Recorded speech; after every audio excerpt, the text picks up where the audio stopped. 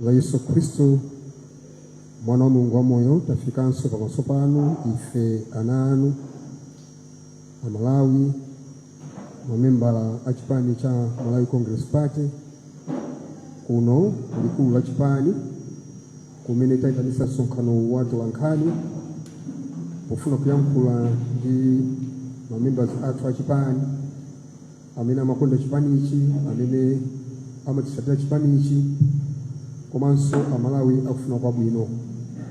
Ndipemphero lathu Ambuye kuti kuyamba kwathu mutsogole ife tibwere mbuyo. Tifuna tikuthokozeni Yehova chifukwa cha moyo umene mwatipatsa tsiku la lero kuti takumananso. Yamba nafe ni magawo awa ndikutsiriza nafe m'dzina la Yesu Kristo Ambuye wathu tapemphera. Amen.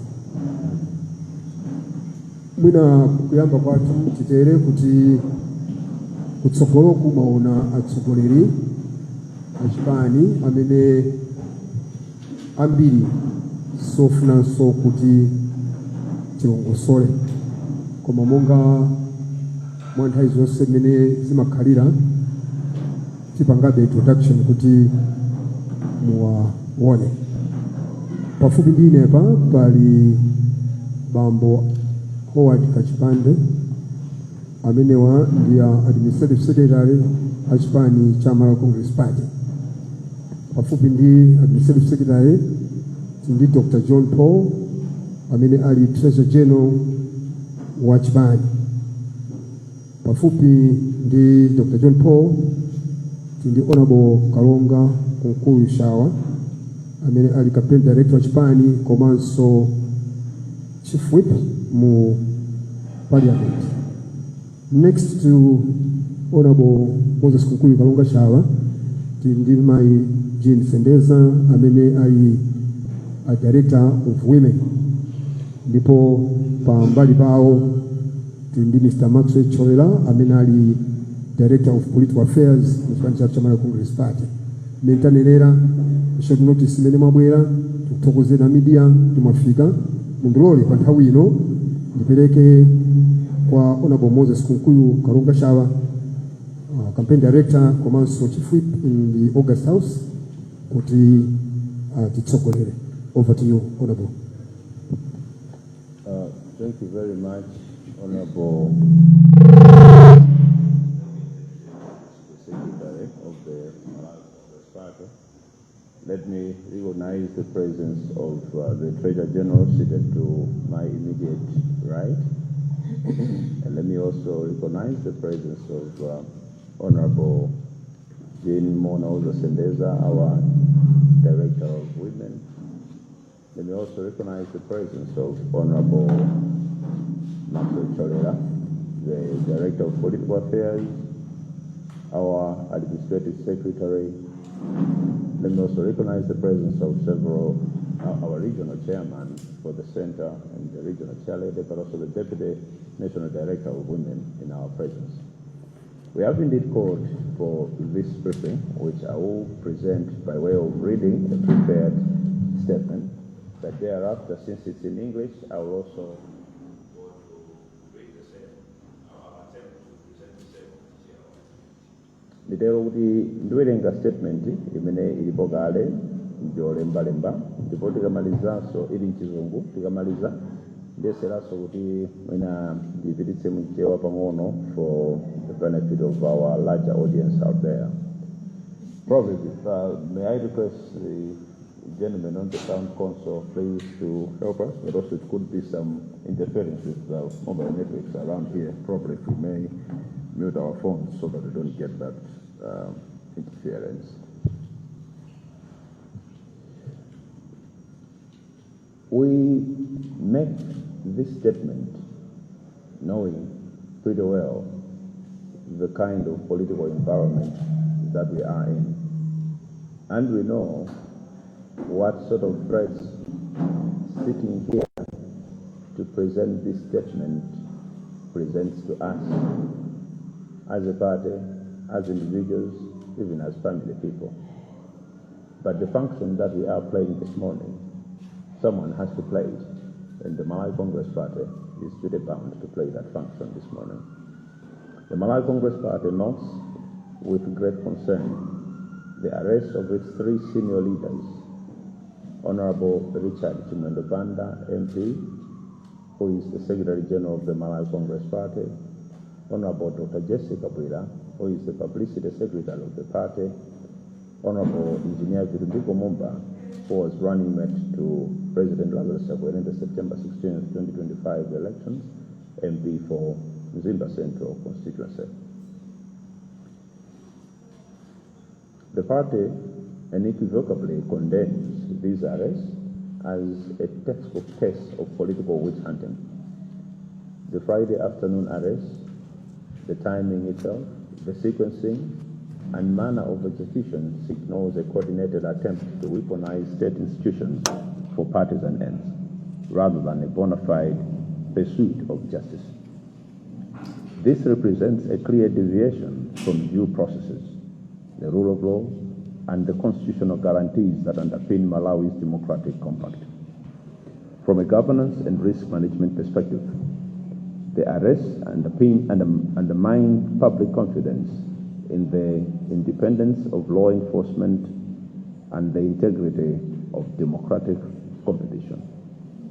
They introduce systemic uncertainty into the political environment, distort the level playing field ahead of national processes, and erode Malawi's hard-won democratic credentials at a time when stability, investor confidence, and national cohesion should be prioritized.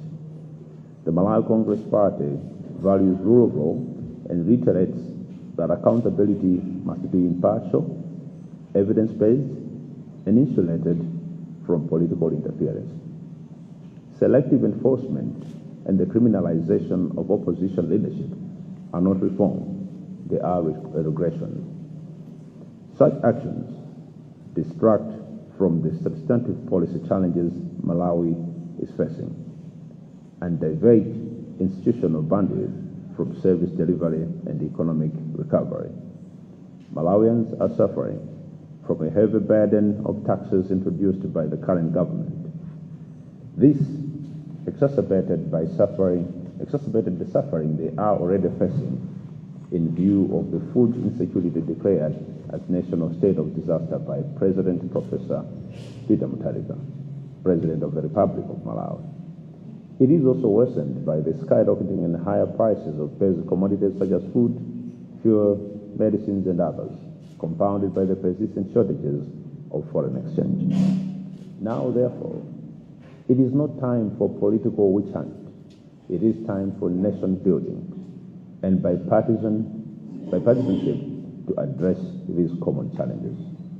We believe that the current president still stands by what he said in Parliament, that he wants to build a fully democratic, united Malawi, as no amount of threats will remove the pain of punitive taxes on Malawians, and no amount of threats has ever made any government a good government. Accordingly, as Malawi Congress Party, we call for 1, the immediate cessation of politically motivated arrests and harassments of opposition leaders. 2, full adherence to due process, transparency, and constitutional safeguards. 3, the depoliticization of law enforcement agencies to restore institutional credibility.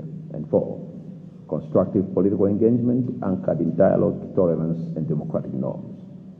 The Malawi Congress Party remains resolute, strategic, and focused on advancing a credible alternative vision for Malawi, one grounded in democratic accountability, inclusive growth, and national unity.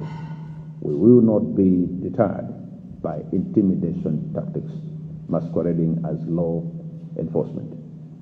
As our leaders are being taken to courts today, hopefully, we have limitless confidence in the credibility and independence of our judiciary, whose eyes see beyond politics and their judgments break the jaws of injustice. We hope the international community is watching and they remain steadfast in the promotion of democracy in Malawi. Mundilole ndiyesere kuyankhula zomwezi muchichewa timatero kuti ngati chipani cha Malawi Congress ndife okhumudwa ndi zimene zachitika makamaka zakumangidwa kwa atsogoleri wathu atatu. Oyamba ndi amene ali mlembi wa chipani cha Malawi Congress olemekezeka Richard Chimwendo Banda MP, komanso amayi Jesse Kabwira amene ndi mneneri wamkulu wa chipani cha Malawi Congress, komanso amene anayima ndi President Lazarus Chakwera pa chisankho cha 16 September 2025 olemekezeka Engineer Ndipo Mumba amenenso ndi MP kuja ku Mzimba Central. Ifeyo ngati chipani tikudzudzula mchitidwe otere poona kuti ukuonekeratu kuti ndi mchitidwe osaka wanthu chifukwa cha ndale. Izizi tikunena chifukwa cha mmene agwirikira ntchito yotenga abale amenewa nthawi yake imene anaganiza zoti awatenge kuziponya dala kuti zichitike chaku Friday chakumadzulo kumadzeri tikatenga nthawi iyi ndiyo takagona musero weekend yonse. Ndi zinthu zimene sichachilendo kuchitika zachitikapo, ndipo mundale timazidziwa kuti akamawatenga anthu nthawiyo cholinga chake nchokuti akakhale ali musero kwa masiku otero uzafika pamandi pene mwina adzayesera kupanga apply for bail amene opititsidwa ku court.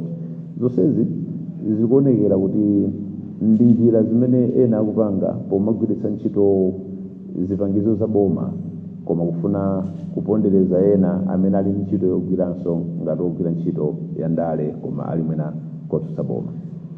Izizi zikutichotsa kuchidwi chimene timene okhala nacho ngati Amalawi chokuti tiziyang'ana zinthu zimene zikutivuta mdziko muno chifukwa chakuti tonsefe tikuvomereza kuti pali mavuto enawo kaya ndi oyamba lero enawo kaya ochokera kumbuyo, koma zodziwika nzokuti tiyene mavuto amene alipo mdziko muno. Anthu akuvutika kuti pano kunja kumvula yagwa sakudziwa kuti fetereza achokera kuti kuli misonkho imene yayikidwa pa Malawi imene kupangitsa kuti mitengo ya zinthu izikwera. Zonsezo ndi zinthu zimene zimafunika kuti padakali pano ifeyo tonse Amalawi tidzigwirana manja ndi kumayenda limodzi kupita chitsogolo. Palibe Malawi amene atapindule chifukwa chakuti tamanga wanthu pa milandu imene mwinaso njosalozeka bwinobwino chifukwa chakuti tikufuna tipange ndale malomo kuti tithandize kupititsa dziko lathu pamodzi pothandizana ndi boma. Kotero ifeyo ngati Malawi Congress Party timakhulupirira kuti malamulo adzigwira ntchito. Wina aliyense akalakwa akumane ndi lamulo, ndipo lamulo likamagwira ntchito lisayang'ane kuti ngochipani chanji. Ndipo poyima pathu pano sitikunena zokuti anthu ngati alakwitsa kuti nga Malawi Congress Party asakumane ndi lamulo. Aliyense amene alakwitsa kaya ndi wa Malawi Congress Party kaya ndi wa DPP kaya ndi wa UDF akumane nalo lamulo, koma lamulo lomwelonso limapereka njira zimene lingagwirire ntchito pa munthu ina aliyense amene oganizidwa kuti ndi olakwitsa lamulo. Kotero pasakhale kusankha pakagwiritsidwa ntchito kamphamvu pongofuna kuthana ndi anthu amene akupereka alternative views kapena kuti maganizo ena poyimirira Amalawi. Tinafotokozera kuti pali mavuto ambiri amene alipo ndipo tikuganiza kuti titagwira ntchito limodzi tikhoza kuthandiza Amalawi kusiyana ndi zimene tikuchitazi. Pankhale njala imene ilipo analengeza President Mutharika kuti dziko lino lili mu state ya njala, komanso nkhale imene mankhwala amene akuvuta mzipatala. Zonsezi zikufunika kuzigwira ntchito limodzi. Tikukhulupirira ife kuti President wa dziko lino Professor Mutharika adakayimabe pa jiwa chimene adayankhula ku nyumba ya malamulo chokuti akufuna kumanga dziko limene ndi la democracy yeniyeni, dziko logwirizana limene silidzichita ndale koma lidzichita utsogoleri otumikira anthu. Tikunena izi podziwa zokuti iwonso poyankhula zimenezi akuzindikira bwino kuti kuopsezana sikudapangitsepo boma kukhala boma labwino. Kuopsezana sikungapangitse kuti misonkho imene yayikidwa pa Malawi ichoke, kapena kuti kuopsezana sikungapangitse kuti mtengo wa sopo kapena mtengo wa chakudya utsike. Kumanga wanthu amene sadalakwe sikungapangitse kuti chakudya chiyambe kutsika mtengo. Kumanga wanthu kapena kumenya wanthu sikupangitsa kuti fetereza ayambe kupezeka, koma kuyika ndondomeko zokhazikika zimene zikhoza kubweretsa mayankho kuzonsezi. Kotero ngati chipani timati tipemphe zinthu izi kuti bwanji aboma mutasiya zimene zikuonekeratu kuti nkumanga wanthu chifukwa cha nkhani za ndale. Chachiwiri, bwanji titatsatira ndondomeko zimene zinakhazikitsidwa ndi malamulo. Tsatira ndondomeko zimenezi ndiye kuti munthu amene akuganizidwa kuti ngolakwitsa akhoza kutengedwa kafunsidwa mafunso mogwirizana ndi malamulo, koma mukadzapezeka kuti mwawatenga anthu nkumaita opempha kuti apite ku bwalo, kumafika tsiku ngati lalero ma statement asadatengedwe pa nkhani yokuti munayamba mafufuza nkumati mudzera anthu angolakwa, koma kumafika poti ma statement omwe topempha kuti chonde alembe ma statement izi kutipatsa mantha kuti kodi mmene ambatengedwa anthu zimadziwikadi kuti ndiolakwa nangati watengere lachisanu bwanji nthawi yonseyi osawapanga rekodi ma statements. Ndetu matitipempheso kuti ogwira ntchito zoyendetsa malamulo kaya ndi apolisi komanso mabungwe ena asakhale akuyikidwa mundale kuti azipanga zinthu mwandale. Zimenezi sitikuziona koyamba, lero tazionapo mbuyomu, koma pamabwera tsiku lakuti zinthu ziyime tiyambe kuyenda chitsogolo. Tikuleronso kuti bwanji tipitirire kumayankhulana mwamtendere mofuna kumanga dziko la Malawi, chifukwa chakuti tonsefe limodzi tikhoza kukhwimitsa democracy yathu. Malawi Congress Party ilipo ndipo ndiyoyang'ana chitsogolo muzochita zake. Ifeyo tikukonzeka kulangiza yotengalangize komanso kuti tonse limodzi tizikankhira kutsogolo ndi masomphenya amodzi okuti tikhale ndi dziko limene nsanamira za democracy kukula limodzi umene limodzi chitsogolo komanso kugwirizana ngati dziko zikhonza kutimangirira tonse ngati limodzi. Koma tinene kuti palibe kuopseza kumene kuti abwere kumene kuti atileketse kugwira ntchito imeneyi. Ngati kunena kuti misonkho iyi njolakwika pa Malawi lili chimo limene tipitirira kuchimwa tsiku ndi tsiku. Ngati kunena kuti Malawi musawapweteke ndi kukwera mitengo kwa zinthu lili chimo limene tipitirira kuchimwa tsiku ndi tsiku, ifo tinenabe zimenezo. Nde situopa china chilichonse. Ngati tidaononga chinthu china tiopa chimene tidaononga, tiopa lamulo. Koma situopa chifukwa chakuti wena kuganiza kuti aziopseza ndi tikhale chete. Zimenezo sitipanga. Tikukhulupirira ndipo tili nchikhulupiriro kwambiri mwa anzathu amabwalo amene iwo kuona kwawo amaona moposa za ndale, amene zigamulo zawo zimafikira pamene ndale zalephera kufikira. Ife tikukhulupirira mabwalo amenewo kuti akhale mabwalo achilungamo. Ndipo tikukhulupiriranso kuti anzathu amene timakhala nawo m'dziko muno ali m'mayiko ena komanso amene ali m'mayiko mwinamu akuona ndipo chidwi chawo chidakalipo chofuna kuonetsetsa kuti dziko la Malawi likhalebe dziko limene kulufulu wa democracy kwa wina aliyense. Statement imene tinati tipereke kwa Malawi ndi imeneyo. Ndikukhulupirira kuti ngati pali zina zimene tingafuna kufotokozera mpata imeneyo, ngati pali mafunso motifunsa kuti tikhoza kuyesera kuyankha. Zikomo kwambiri.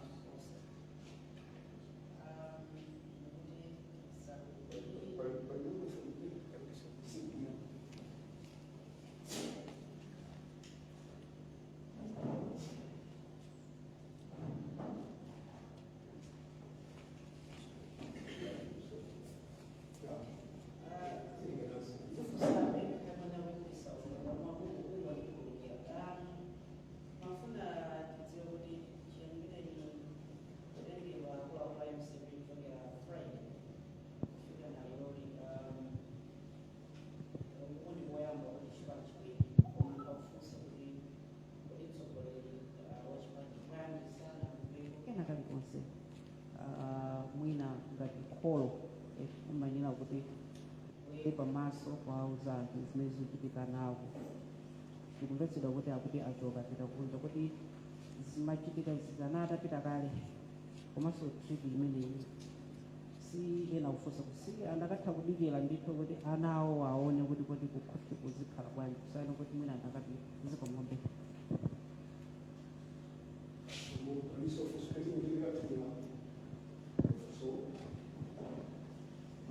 ndifuna ndidziwe kuti mchifaninji mukuti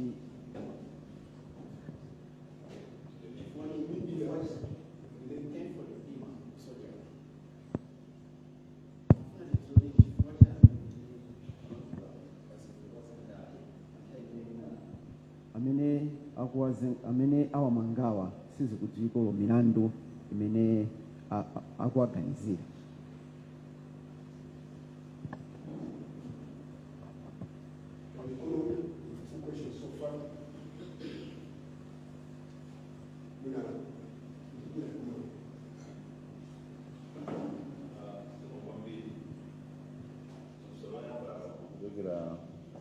Kwa Lloyd Kumara the Post kuno tili ndi ku headquarters ya Malawi Congress Party ndafotokozera anthu amene amangidwa kuti anthu amenewo wina ndi mlembi wamkulu wa chipani cha Malawi Congress Party chimene likulu lake kumene takhala kuno, wina ndi mneneri wa chipani cha Malawi Congress Party amene kulikulu lake kumene takhala kuno, komanso wina ndi member of parliament amenenso anayima nawo pa chisankho ngati wachiwiri kwa mtsogoleri wa chipani cha Malawi Congress Party.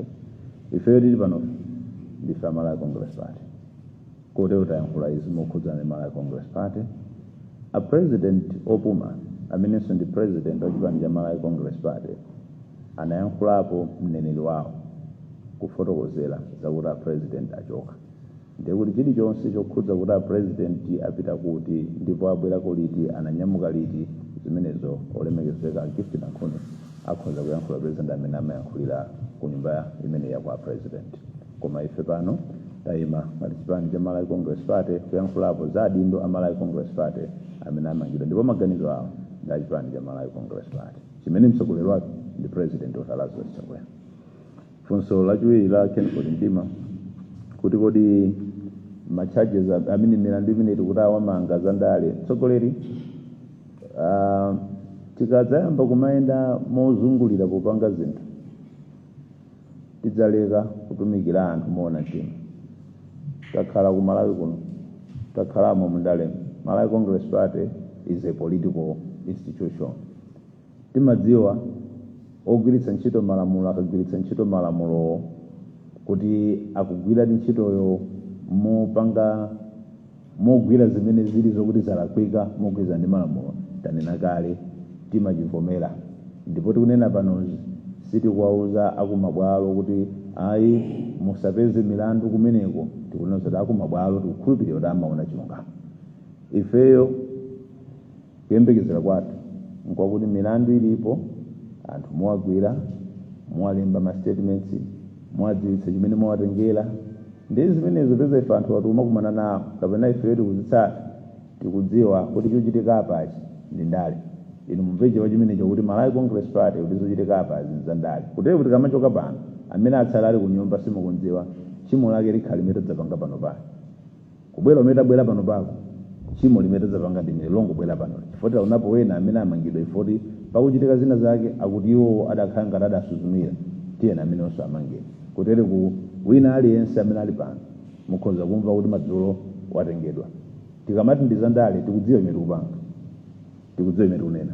Mwinanso inuyo mukakhala mufika pena pokuti muvomerezana nafe kuti kuli milandu imene amalawi akuyembekezera kuti koma atakhala kuti ino akamugwira kuti anaba ndalama zimene zinkafuna kupititsa mankhwala kuchipatala mmalawi awombera m'manja kuti timafuna adife amene atisokonezera mankhwala kuchipatala chifukwa zimenezo zawonongera chuma chawo amalawi. Wina akatamugwira uyu anaba ndalama zimene zimafuna kumanga msewu wa amalawi awombera m'manja. Ndimaonera kanema wina wailesi na dzulo imene sindiitchula koma nkumvetserera zimene anthu amanena penepo pamenanso zimene anthu amakambirana. Pompano dziko lizindikira kuti tiye tidzimanga wanthu amene alakwira dziko amene alakwira lamulo koma osakhala kumanga wanthu foti ufuna akhale kundende kuti aleke kuyankhula pa misonkho imene yavuta amalawi. Ayi koma ndanena kale kuti ife sitikuopa kanthu ndipo sitikuopa kanthu kutero kuchimo ndi limene lokuti we are in politics and we are in the opposition and DPP is in government. That's our thing. Ngati newe palifunso ina.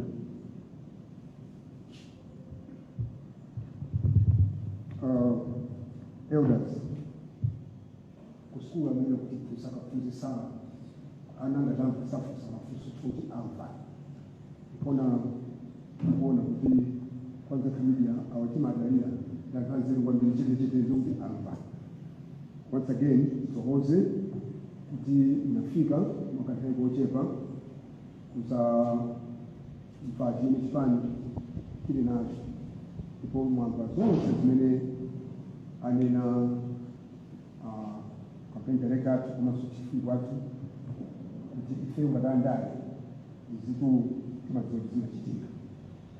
Ndikufuna ndikukumbuseni tamaliza kuti tilibi kumangatu moyo mongo azunza siku yaba aya zili magazi mwawo andi imene anenera campaign director athu kuti machimo ena amene akwamangira nzake kungoti nkoti kumanga adiliki kwendele 2020 amalawi atavutira chipani cha Malawi Congress Party principal sogolo Dr. Lazarus Makasi Chakwera for 5 years adiliki sana komele kuboma la Congress liboma lile la fundile ndabla amakani for 5 years amakani ndipo sisina amana for president of amakonda ndi mpaka na bana abuyira akukana kuti bantu MCB sina fundile kidasi ngomera pano kuti kutenga adilili kumanga amene amazuti awani andani siku ya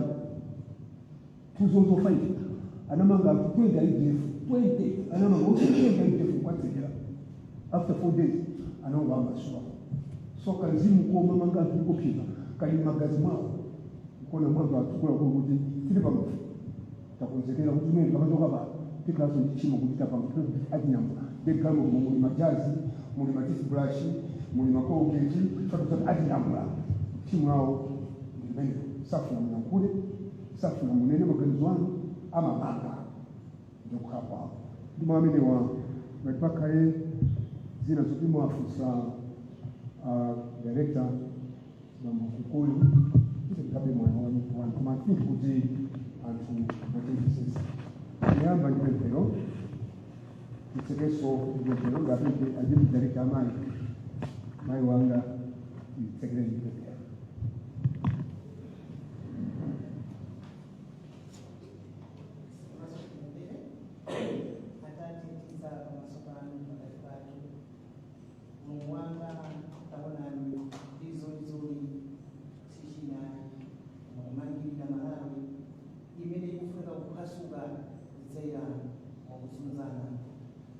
Ambuye Ikhalako Ngati amalawi sagalgani amalawi sipageni chipongwe kuma amalawi pamodzi titenge nguja zinayi tikutapanga na kutuchuka na Seni mpaka kumpolo profesi ndamodzi kuma tikayamba izi chisonyezo choti kufuna nkhondo dziko la Malawi ifa winani yese akwiya winani yese zikuzi ndekotero ngotizanga Malawi kale bala nitele kajoka mukoma kasi abana nitele mai kunagese a president utaraza Nafe chakwera sana kweli ba ya kumanga mtu mpaka katoyamu Ndipo mbele kachoka tinana anaya kula dokotaraza Nafe kuna kuti tenda alitenga sabu bado bino alikuzuza abale yatu ife jamhuri ngakalendana makati patu kuti chizimu chimene chichi chakwerere ife dziko la Malawi kufunika mtendere zikufunika mwazi zikufunika wina wake akakhale pakati pobweresa zofuna zake aziyamba afufuza milandu aziyamba aona